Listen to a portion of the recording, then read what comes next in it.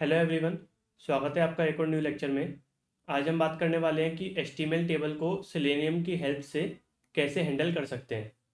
तो पहले मैं आपको एक एचटीएमएल टेबल दिखाता हूँ।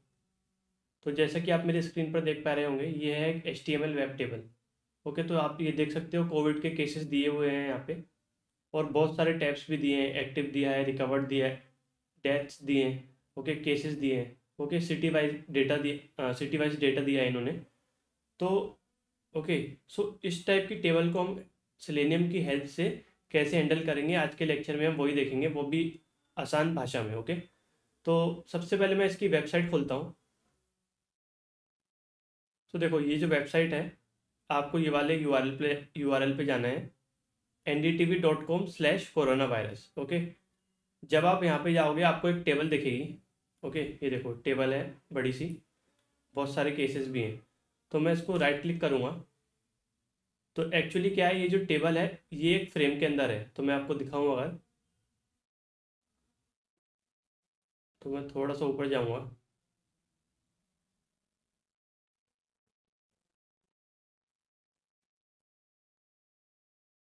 ये देखो, ये इसको अगर मैं, अच्छा ये वाला नहीं, सॉरी, थोड़ा सा और ऊपर होगा। ये देखो, ये जो टेबल है एक आई फ्रेम के अंदर है। ओके, सो मैं इसको कॉपी करूँगा और इसको सेपरेट यूआरएल में खोलूँगा। ओके, तो आप जब ये वाला लेक्चर कंप्लीट हो जाएगा, आप इसको फ्रेम के अंदर ट्राई करना हैंडल करने का। बट अभी हम नॉर्मली देखेंगे ताकि चीज़ें सिंपल रहें। ओके, तो आप देखो, ये टेबल है। अब बात आती है हमको परफॉर्म क्या करना है। देखो, जब कोविड आया था तो ये जो टेबल थी, इसका जो डेटा था वो रोज़ चेंज हो रहा था बहुत ही तेज़ी से। ओके, क्योंकि बहुत सारे केसेस आ रहे थे।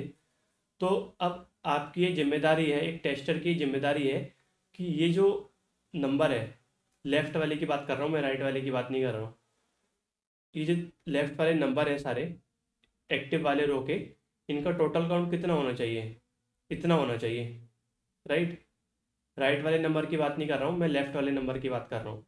ओके, क्योंकि अगर ये डेटा गलत दिखा दिया तो दिक्कत हो जाएगी। ओके, आप डेटा को गलत नहीं दिखा सकते। तो ये जितना भी 0+0+2+4+1+1, इसका टोटल काउंट कितना होगा, 3919। ओके, सिमिलरली ये जो डेटा है 44481893। ओके, तो इसमें क्या है, ये जो रिकवर्ड वाले केसेस हैं। ओके, तो ये जो लेफ़्ट वाला नंबर है, अगर मैं इन सब नंबर्स को ऐड करूँ, ओके, तो कितना आना चाहिए, टोटल ये आना चाहिए। ओके, तो इससे हम इंश्योर कर पाएंगे कि सब कुछ सही जा रहा है। तो अगर आप देखो, इसको मैं मैनुअली रोज करता, ओके, तो क्या मैं इस नंबर को कॉपी करता, ओके, फिर मैं उसको उससे प्लस करता, एक एक करके करता, बट इसमें बहुत ज़्यादा टाइम लगने वाला है। ओके, सो हम क्या करेंगे, हम एक ऑटोमेशन स्क्रिप्ट लिखेंगे सेलेनियम की हेल्प से, कि जैसे हम सेलेनियम की स्क्रिप्ट रन करेंगे वो स्क्रिप्ट बता देगी कि डेटा सही आ रहा है या फिर नहीं आ रहा है। ओके, तो यही हमारा आज का एजेंडा होने वाला है। तो आई होप आपको ये समझ आ गया होगा कि हमको मैनुअल टेस्टिंग नहीं करनी है बार बार। इससे बेटर है कि हम एक ऑटोमेशन की स्क्रिप्ट लिख लेते हैं। तो पहले मैं इस यूआरएल को कॉपी करके ओपन कर लेता हूँ। सो ये दोनों लाइन तो सेम ही रहेंगी। ओके, ये वाली लाइन और ये वाली लाइन। सो जल्दी से मैं यहाँ पे पेस्ट कर देता हूँ। ओके, अब आप देखो, सबसे पहले अगर मुझको इन सारे नंबर्स को ऐड करना है तो मुझको एक ऐसी एक्सपाथ लिखनी पड़ेगी जो इन लेफ़्ट वाले नंबर को हाईलाइट करे, केवल लेफ़्ट वाले।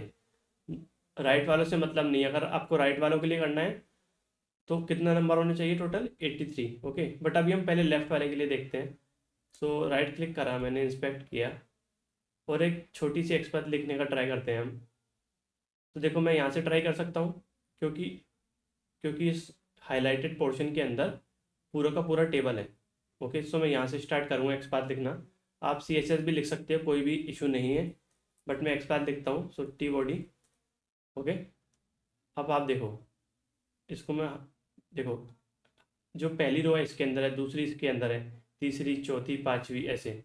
सो अगर मैं लिख देता हूँ TR, सो टोटल कितनी रो दे देगा मुझको, टोटल 36 रो दे देगा मुझको, जो कि यहाँ तक होंगी।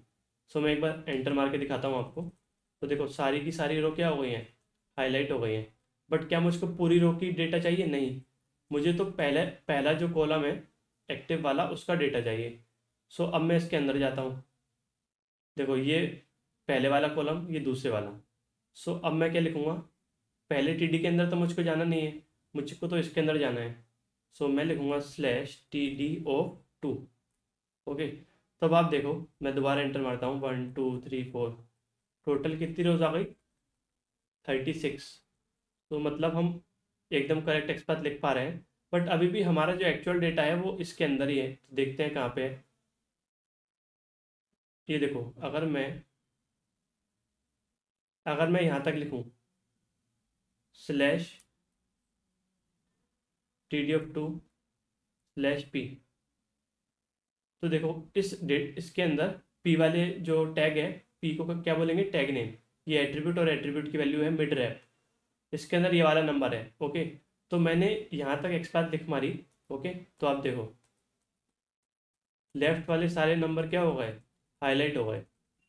तो हमने बहुत ही आसान तरीके में समझा कि इसकी एक्सपाथ हम कैसे लिख सकते हैं। ओके, तो अब मैं क्या करूँगा, इस एक्सपाथ को कॉपी करता हूँ। कॉपी करके यहाँ पे पहले ओके, वेबसाइट तो हमने ओपन कर ही लिए।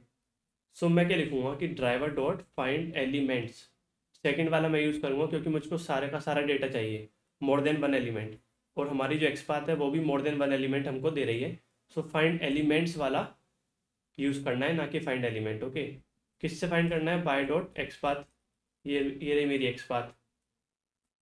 ये रिटर्न क्या करेगा? हमको पता है, लिस्ट ऑफ वेब एलिमेंट। तो यहाँ पे मैं लिख देता हूँ केसेस इक्वल्स टू। ओके, तो अब आप एक बार प्रिंट करा के देख लो पहले कितना काउंट आ रहा है, डॉट साइज। ओके, पहले देख लेते हैं फटाक से। सो कितना आना चाहिए काउंट? 36। ओके, सो देखते हैं। देखो काउंट आ रहा है 0 अभी के लिए। तो हमने एक ड्रॉप डाउन पढ़ा था, उसमें भी सेम ही इशू आ रहा था कि ये जो डेटा है, मैं दोबारा से बोलता हूँ, थोड़ा सा आप देखना, ये टेबल ना टाइम ले रही है लोड होने में।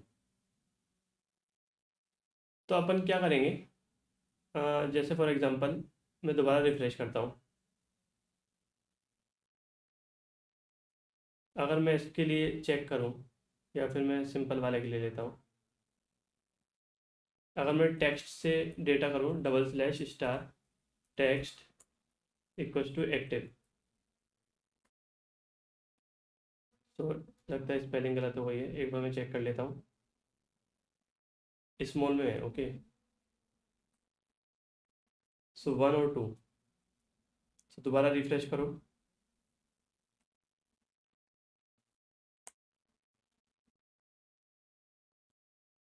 Control F। ओके,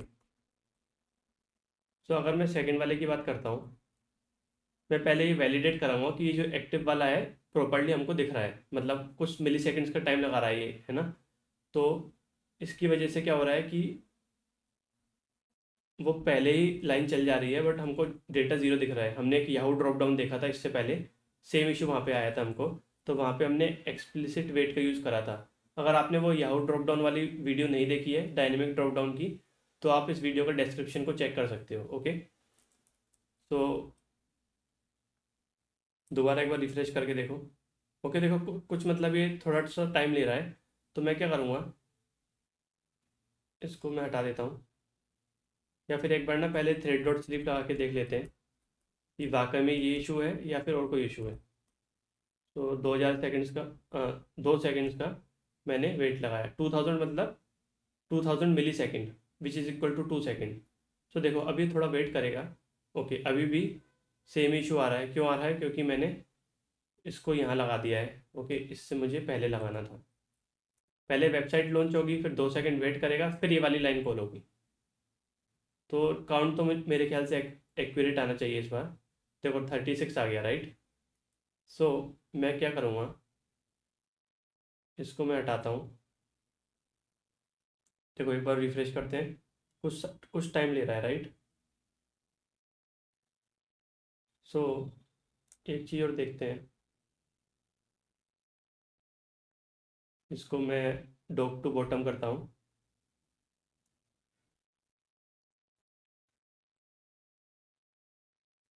सो ये जो आईडी है क्या ये चेंज हो रही है, एक बार चेक करते हैं। ओके दिखेगी नहीं हम, ओके दिखेगी नहीं हमको, तो चलो इसको ही लेके देखते हैं एक बार।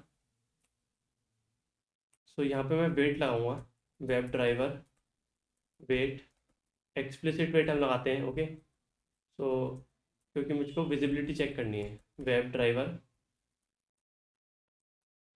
Wait, driver comma duration dot of seconds, कितना ड्यूरेशन देता हूँ, 10 देता हूँ मैक्सिमम, है ना, क्योंकि टेबल तो जल्दी लोड हो जा रही है।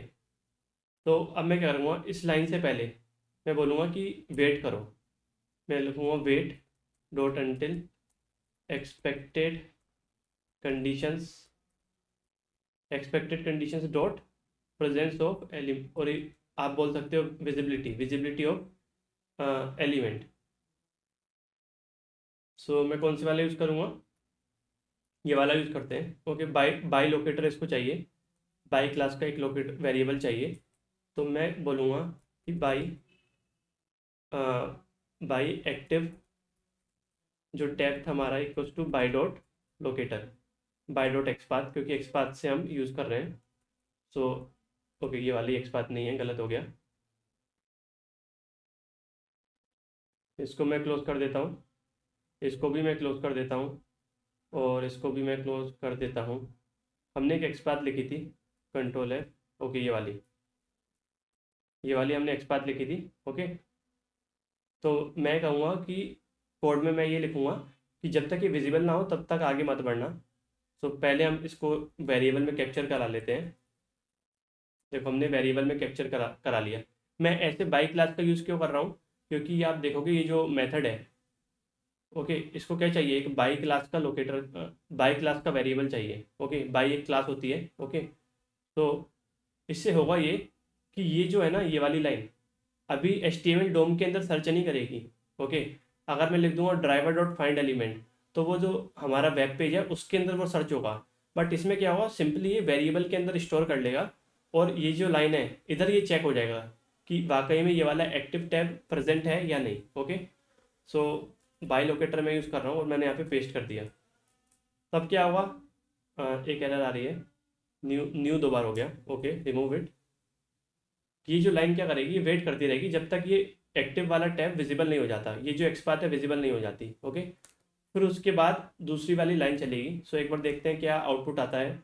इस बार मेरे ख्याल से काउंट करेक्ट आना चाहिए, जो कि है टोटल 36। ओके सो आप देखो पहले क्या आ रहा था, 0 आ रहा था। अब मैंने बोला कि जब तक ये वाला एक्टिव टैब, ये जो एक्सपाथ लिखी थी हमने एक्टिव टैब की, विजिबल नहीं होगी तब तक आगे मत बढ़ना। मैक्सिमम टाइम दिया था 10 सेकेंड। ओके तो आई थिंक 1 सेकेंड में ही काम हो गया, तो इसलिए वो आगे बढ़ गया, पूरा वो 10 सेकेंड वेट नहीं करेगा। ये एक्सप्लिसिट वेट की खासियत होती है। ओके सो हमको काउंट तो मिल गया। सो अब मैं क्या करता हूँ, प्रिंट कराने की जगह ना इसको स्टोर करा लेता हूँ, इंट काउंट। ओके क्योंकि हमको प्रिंट थोड़ी कराना था, हमको तो चेक करना था कि भाई सही प्रिंट हो रहा है कि नहीं। अब प्रिंट हो गया तो मैंने इसको एक वेरिएबल में स्टोर करा लिया। अब मैं क्या करूँगा, मैं एक फॉर लूप चलाऊँगा, for in type equals to 0 से लेके i less than count. I equals to 0 से मैं क्यों चला रहा हूँ, क्योंकि जो लिस्ट होती है उसके अंदर जो भी डेटा आता है वो जीरो में, जीरो वाले इंडेक्स से स्टार्ट होता है। मैं आपको डीबग करके भी दिखाऊंगा रियल टाइम में थोड़ी देर में। तो अब मैं क्या करूँगा, अगर आपने वो याहू ड्रॉप डाउन वाली वीडियो देखी होगी उसमें भी हम सेम ही कर रहे थे। हम क्या करेंगे, अ, ये जो केसेस हैं, okay cases dot gate of I dot get the text. Okay तो यहाँ पे मैं करता हूँ स्ट्रिंग टेक्स्ट, अभी तो टेक्स्ट में आएगा डेटा राइट। गेट टेक्स्ट क्या करता है, स्ट्रिंग को रिटर्न करता है। और system dot out dot print L text, एक बार प्रिंट करके देखते हैं क्या आउटपुट हमको मिलता है। ओके सो टोटल 36 डेटा मिलना चाहिए हमको, क्योंकि हमारी जो एक्सपाथ है, देखो अब इसमें क्या हो रहा है मैं आपको दिखाता हूँ। ये देखो नंबर कौन सा है, 882 आ गया। उसके बाद क्या है, 9, 9 यहाँ पे आ गया। ओके क्या ये वाला नंबर हमको आया है, 1222, एक बार चेक कर लेते हैं।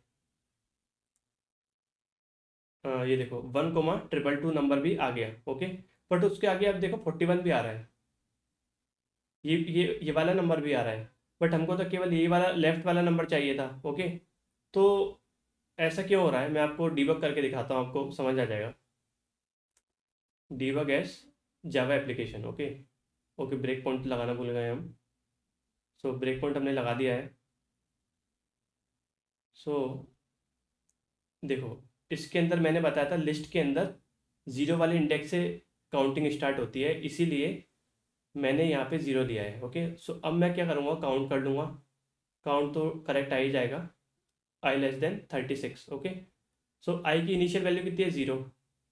इस केसेस वाले वेरिएबल में सारे के सारे केसेस हैं। इंडेक्स नंबर ज़ीरो पे क्या है,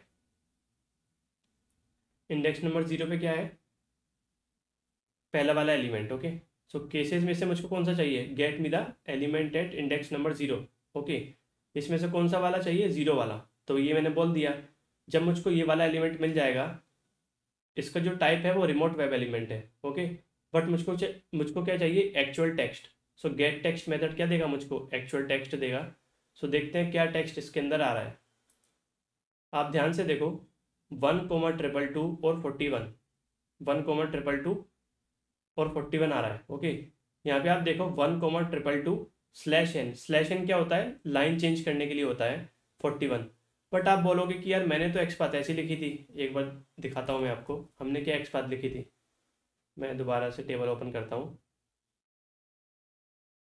कंट्रोल एफ कंट्रोल वी। अच्छा, ये वाली नहीं थी, दूसरी थी वो, ये वाली हमने एक्स पाथ लिखी थी, राइट।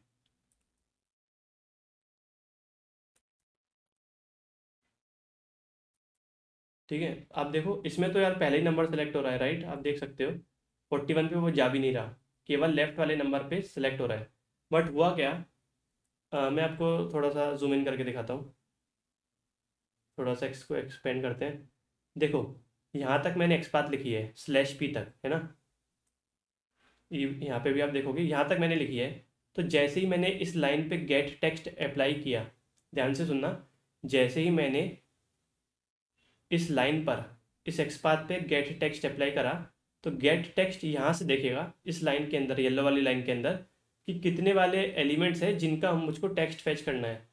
तो एक ये हो गया, एक इसको तो वो कर ही लेगा गेट टेक्स्ट, बट इसके अंदर ये जो पी क्लास का चिल्ड्रन क्या है, इस पेन टैग भी इसका क्या है, चिल्ड्रन है। इस येलो वाली लाइन का क्या है, चिल्ड्रन, क्योंकि अगर मैं इसको मिनिमाइज कर दूंगा तो ये गायब हो जाएगा। ओके, इसके कितने चिल्ड्रन है, एक तो ये हो गया टेक्स्ट, एक ये भी है। तो गेट टेक्स्ट की एक खासियत होती है कि अगर आप पेरेंट पे, ये पेरेंट येलो लाइन पे आप गेट टेक्स्ट लगाओगे, तो इसके अंदर जितने भी चिल्ड्रन होंगे सबका गेट टेक्स्ट वो क्या कर लेगा, फैच कर लेगा। ओके, ये खासियत होती है, इसीलिए हमको क्या मिल रहे हैं, दो वो मिल रहे हैं, दो आइटम्स मिल रहे हैं। तो अब मैं क्या करूँगा, आप बोलोगे कि अगर मान लो आपको केवल सेकंड वाले नंबर चाहिए होते हैं, स्लैश स्पेन। ओके, तो देखो इस केस में अगर आप गेट टेक्स्ट अप्लाई करके देखना बाद में, आपको केवल राइट वाली वैल्यू ही मिलेगी, क्योंकि इसके अंदर कोई भी चिल्ड्रन नहीं है। बट अभी के लिए हमने यहाँ तक लिखी, गेट टेक्स्ट लगाया तो ये वाला चिल्ड्रन एलिमेंट भी मिल गया, और इस वाले टैग का टेक्स्ट भी यहाँ पे हमको गेट हो गया, और दोनों के बीच में क्या इन्होंने यूज़ करा है, _n। तो ऐसे डेटा हमको आ रहा है, आप देख सकते हो, राइट। हमको कौन सा चाहिए, पहले वाला। ओके, तो अब हम जावा का एक सिंपल सा कोड लिखेंगे, आप आई होप आपको समझ में आ गया होगा। तो टेक्स्ट डॉट स्प्लिट, स्प्लिट करना है मुझको, और डेटा के बीच में क्या आ रहा था, _n। मैं बोलूँगा मुझको डेटा स्प्लिट करना है _n। तो जैसे ये डेटा स्प्लिट होगा ना, आपको एक स्ट्रिंग टाइप का एरे मिलेगा। ओके, सो इस एरे में से मुझको कौन सी वैल्यू चाहिए, फर्स्ट वाली। तो मैं लिखता हूँ इंट, स्ट्रिंग में डेटा आएगा, string first case. Okay, ARR of 0। आपको टेंशन नहीं लेनी है, मैं आपको डिबग करके दिखाता हूँ, अभी सब समझ में आ जाएगा आपको। सो कॉपी करता हूँ इसको, यहाँ पे पेस्ट करता हूँ। ओके, रन डिबग करते हैं, डिबग एज जावा एप्लीकेशन। तो देखो फिर से सारे केसेस आ जाएंगे, काउंट कितना आएगा, 36। देखो अब पहले वाला टेक्स्ट आ गया, ध्यान से देखना, _n बीच में लगाए ताकि लाइन चेंज हो जाएगी और डेटा ऐसे प्रिंट होगा। बट मैंने बोला कि प्रिंट नहीं कराना, _n है ना, इसके बेसिस पर इनको दो भागों में बांट दो। तो देखो जैसे ही मैंने यूज़ करा तो ये दो भागों में बट गया। पहले पहले उसमें क्या आया 1,2,2, राइट में आया 41। मुझको कौन से वाला डेटा चाहिए, इंडेक्स नंबर 0। एरे में जो इंडेक्स होता है वो हमेशा 0 से स्टार्ट होता है, याद रखना। तो मैंने बोला कि इस एरे में से मुझको 0 वाला एलिमेंट दे दो, तो लेफ्ट में वो वाला वेरिएबल आ जाएगा। ये देखो प्रिंट हो गया। ओके, सो फिर मैं पहला वाला केस प्रिंट करा दूंगा। ओके, ये देखो डेटा आ गया। अब मैं सिर्फ रिज्यूम करूँगा अगर, तो ये देखो केवल और केवल कौन सा नंबर आया, पहले वाले, राइट। आप देखो 1,2,2, 882, 845, 189, आप ऐसे भी ऐसे चेक कर सकते हो, राइट। तो जो हमारा मेन मोटिव था कि हमको पहले वाले नंबर को प्रिंट कराना है, उसके बाद हम इसको ऐड भी कर देंगे, है ना। तो अब ऐड करने के लिए आपको क्या करना पड़ेगा, एक सम नाम का वेरिएबल ले लो, इंट सम इक्वल टू 0। अब आप क्या करोगे, अच्छा आप ये बताओ ये जो डेटा आ रहा है किस फॉर्मेट में है, स्ट्रिंग फॉर्मेट में है। क्या मैं स्ट्रिंग को स्ट्रिंग से ऐड कर सकता हूँ, मतलब वो कॉन्केटिनेट हो जाएगा, आपस में दोनों स्ट्रिंग चिपक जाएंगी, बट वो नंबर ऐड नहीं होगा। तो मुझको क्या करना पड़ेगा, पहले मुझको करना पड़ेगा कन्वर्ट स्ट्रिंग टू इंटीजर। अच्छा उससे भी पहले आप देखो, मैं कन्वर्ट तो कर ही दूंगा स्ट्रिंग को इंटीजर में। हाँ, इसका कंसोल कहाँ गया, तो यहाँ से सर्च कर लेते हैं कंसोल। यहाँ पे कुछ डेटा प्रिंट हुआ था। ये जो 1,2,2 है, इसके बीच में ना कोमा आ रहा है। मैं चाह मतलब अगर ये कोमा आएगा ना तो मैं ऐड आसानी से नहीं कर पाऊंगा। तो बेटर है कि हम इस कोमा को पहले रिमूव कर लें। देखो अभी इस लाइन में केवल एक ही कोमा आ रहा है, बट अगर मान लो आपने इस लाइन के लिए एक्सपाथ लिखी होती, इस वाली लाइन के लिए सेम, तो देखो बहुत सारे कोमा हैं। ओके, इन कोमा को हटाना पड़ेगा तभी हम ऐड कर पाएंगे। तो दोबारा से मैं जावा का एक कोड यूज़ करता हूँ। ओके, सो मैं लिखता हूँ स्ट्रिंग, स्ट्रिंग में डेटा आएगा केसेस, कुछ भी आप नाम दे दो अभी के लिए, विदाउट कोमा। ओके, सो मैं ऐसे लिख देता हूँ equals to first under score case, so first under score case dot replace all. मैंने बोला कि जहाँ जहाँ पे कोमा है ना उसको किससे रिप्लेस कर दो, एम्प्टी स्पेस से। तो आप देखना ये जो मेथड है पूरा का पूरा डेटा को क्या कर देगा, रिप्लेस कर देगा। तो जब ये आ जाएगा मैं बोलूँगा इसको इंटीजर में भी कन्वर्ट कर दो, इंटीजर डॉट, तो एक रैपर क्लास होती है जावा में, वैल्यू ऑफ स्ट्रिंग। सो अब देखो इसके लेफ्ट साइड में क्या आएगा, इंट केसेस इंटीजर फॉर्मेट। अब मैं इसको ऐड कर सकता हूँ, कोई दिक्कत नहीं आएगी, बट पहले मैं आपको डिबग करके दिखाऊंगा हमेशा की तरह, फिर ही हम आगे बढ़ेंगे। सो यहाँ पे मैं हाई लिख के यहाँ ब्रेक पॉइंट लगाता हूँ। ओके, और यहाँ भी लगा देता हूँ। तो इसको यहाँ से हटा देते हैं। तो अब हम देखते हैं कि डेटा कैसे आ रहा है। हमेशा याद रखना, आप जब भी कोई भी कोड लिखते हो ना उसको डीबग करने की आदत डालो। इससे आपका जो माइंड है ना बहुत अच्छे से समझ पाएगा कि आपको कि कोड कैसे वर्क कर रहा है। तो देखो फर्स्ट केस आ गया, फर्स्ट केस कौन सा आया है, देखो ये वाला आया है। एक्चुअली पता है ऐसा क्यों आ रहा है, ये वाला आना चाहिए था, राइट। जब मैं डीबग कर रहा था तो पहले वाला आ रहा था, क्योंकि जब मैं रिफ हो रहा है तो देखो डेटा ना कुछ टाइम बाद फिर ऊपर नीचे हो रहा है, इस वजह से वो डेटा। ओके, तो वो लाइन एक्चुअली क्या है, पहले ही चल जा रही है। पहले 882 ऊपर था, ओके, फिर 1,2,2 ऊपर आ गया, बट उससे हम हमारे आउटपुट पे कोई भी फर्क नहीं पड़ेगा। ओके, सो मैं क्या कर सकता हूँ, हाँ अब आप देखो फर्स्ट केस क्या आया, 8,882, क्योंकि हमने स्प्लिट कर लिया था तो हमको पहले वाला ही आइटम मिलेगा हमेशा। ओके, और इसमें तो वैसे भी सेकंड आइटम है ही नहीं, 8,882, अच्छा इसमें भी है 9 है। तो आप देखो यहाँ पे अगर मैं बोलूँ, यहाँ पे 9 भी था बट हमको 882 मिलेगा। सो 882 में तो कोई कोमा है ही नहीं, तो ये लाइन कुछ ज़्यादा कुछ करेगी नहीं, ऐसे ही फाइनल रिटर्न कर देगी। ओके, बट इसको हम इंटीजर में कन्वर्ट कर लेंगे। देखो ये इंटीजर में कन्वर्ट हो गया। ओके, दोबारा मैं चलाता हूँ। ओके, कुछ एक्सेप्शन आ गई है, exception in thread main. Okay, देखो स्टेल एलिमेंट वाला एक्सेप्शन आ गई है, इसको हम आगे भी देखेंगे, बट मैं बताऊँ आपको ये एक्सेप्शन क्यों आई है, क्योंकि मैंने जो है वेब पेज को रिफ्रेश कर दिया था मैनुअली। ओके, सो स्टेल एलिमेंट ये बोल रही है कि जो एलिमेंट है वो प्रेजेंट तो है तुम्हारे वेब पेज पर, बट अब वो पुराना बन गया है, क्योंकि तुमने वेब पेज को रिफ्रेश कर दिया। तो एक आइडेंटिफायर आईडी का कंसेप्ट होता है सेलेनियम में। ओके, तो वो आईडी क्या है, चेंज हो जाती है अगर आप वेब पेज को रिफ्रेश करो। तो इस एक्सेप्शन को हम अलग से देखेंगे, बट अभी इधर ही एक्सेप्शन आ गई थी, तो हमको ये याद रखना है कि हम पेज को रिफ्रेश ना करें मैनुअली। ओके, अदरवाइज हमको ये एक्सेप्शन मिलती है। तो चलो, आपको एक इंटरव्यू क्वेश्चन भी इसमें कवर हो गया। सो अब मैं दोबारा चलाता हूँ। पहले तो 882 ही मिलेगा। अब आप देखो दूसरा क्या है, 845,107। ओके, दूसरा क्या आ रहा है, ये वाला आ रहा है। ओके, 845, केवल 845 मिलेगा, बट हमको ये वाला देखना था क्योंकि इसमें कोमा आ रहा है ना। तो एक बार मैं दोबारा से चलाता हूँ। तीसरा क्या आया, ओके अभी नहीं आया। देखो ये आ गया 1,222 और 41। तो अब आप ध्यान से देखना, अभी यहाँ पे क्या आ रहा था, 1,222 41।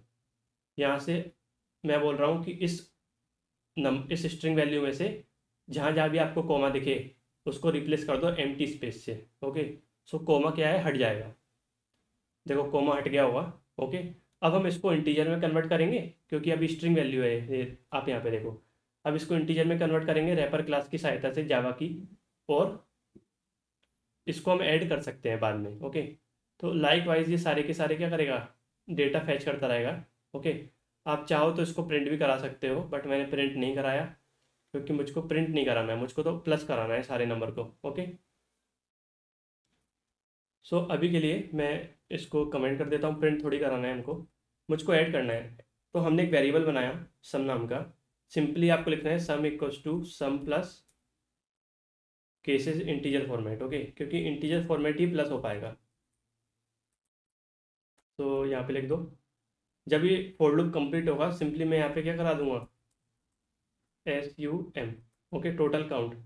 तो एक बार नॉर्मल मोड में चला के देखते हैं क्या डेटा ये प्रिंट कर रहा है, फाइनल डेटा।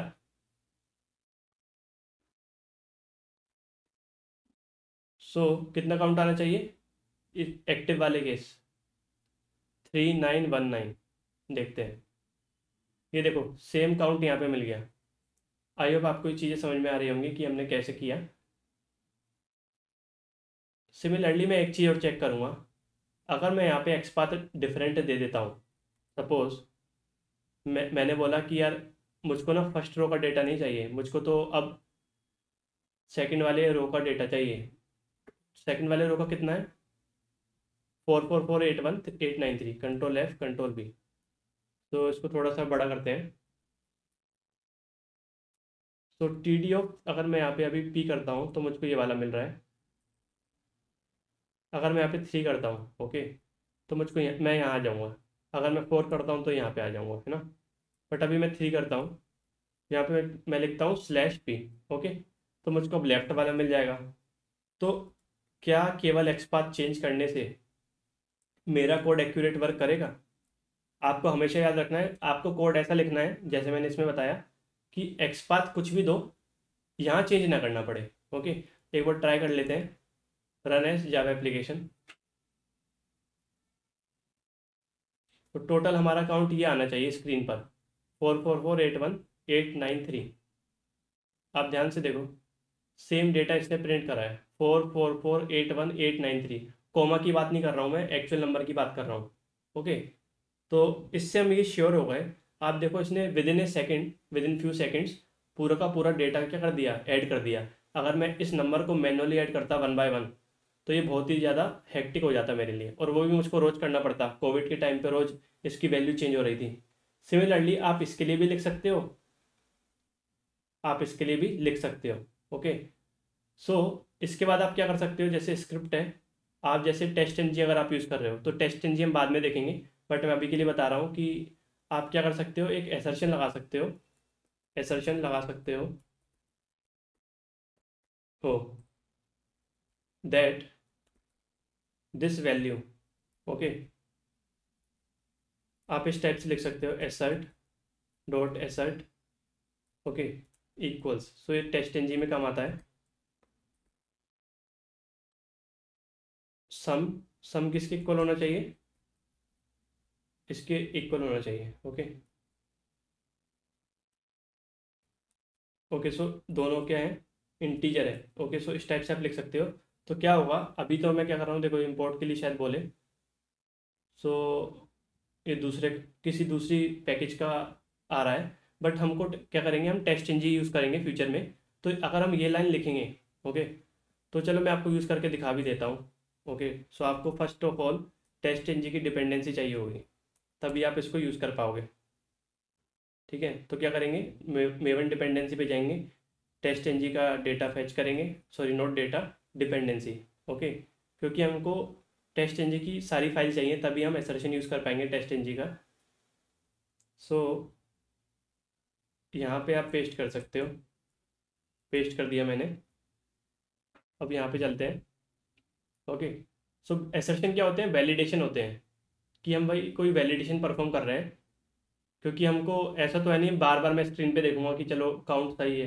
मैं तो चाहता हूँ स्क्रिप्ट खुद ब खुद चेक कर ले, अगर कुछ इशू हो तो फेल हो जाए। देखो यहाँ पे org.testng, so dot एसर्ट equals, so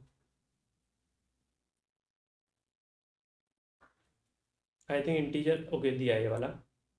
ये देखो, अगर ये दोनों नंबर इक्वल होंगे तो हमारा स्क्रिप्ट क्या चल रहा है, सही चल रहा है।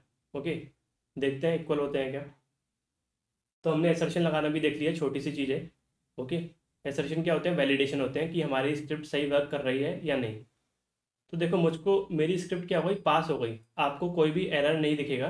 बट सपोज़ ये नंबर, मान लो यहाँ से जो नंबर आ रहा है, यहाँ पे मान लो हम एक्सपेक्ट कर रहे हैं कि ये नंबर आए हमारे पास, बट आ कुछ और रहा है, तो देखना हमारी स्क्रिप्ट फेल हो जाएगी। तो ये एडवांटेज है कि हमारी स्क्रिप्ट जैसे ही फेल होगी हमको पता पड़ जाएगा, अगर हम एसर्शंस का यूज़ करेंगे, जो कि प्रोवाइड करता है टेस्ट इंजी। ओके, देखो फेल हो गया, वो कह रहा है कि यार तुम्हारा तो डेटा गलत आ रहा है। ओके, उसने बोला कि यार मैं तो ये एक्सपेक्ट कर रहा था, बट डेटा कितना आया है, टोटल काउंट इतना आया है। तो हम समझ जाएंगे कि कुछ इशू चल रहा है हमारी स्क्रिप्ट में या फिर वेबसाइट में। ओके, सो आपको अकॉर्डिंगली चेक करना पड़ेगा। तो आई होप आपको ये चीज़ समझ में आई होगी कि हम इस टाइप की बड़ी एचटीएमएल टेबल्स को कैसे हैंडल कर सकते हैं। ओके, सो सिमिलरली मैं आपको एक वेबसाइट बताता हूँ, आप ट्राई करना। अगर आपको समझ में ना आए तो मुझको यूट्यूब में कमेंट में मेंशन करना। ओके, मैं आपको वहाँ पे रिप्लाई दूंगा। जैसे फॉर एग्जांपल मैं इसको उठाता हूँ, यहाँ पे भी एक वेब टेबल है, स्कोर कार्ड में चलो। ओके, सो मुझे क्या करना है, ये जो पाकिस्तान की फर्स्ट इनिंग्स है, मुझे कैलकुलेट करना है 102 + 4 + 151 टोटल कितना होगा, इसके इक्वल होना चाहिए, ये मुझको चेक करना है। ओके, तो आप इस वाले को ट्राई करना और मुझे कमेंट सेक्शन में बताना आप क्या आप इसको ट्राई कर पाए। अगर नहीं तो मैं आपको कोड प्रोवाइड भी करूँगा, और ये जो कोड मैंने यहाँ पे लिखा है इसको मैं वीडियो के डिस्क्रिप्शन में डाल दूंगा, तो आप वहाँ से इसको कॉपी कर सकते हो। तो चलिए फिर मैं मिलता हूँ आपसे अगली वीडियो में। Thanks for watching.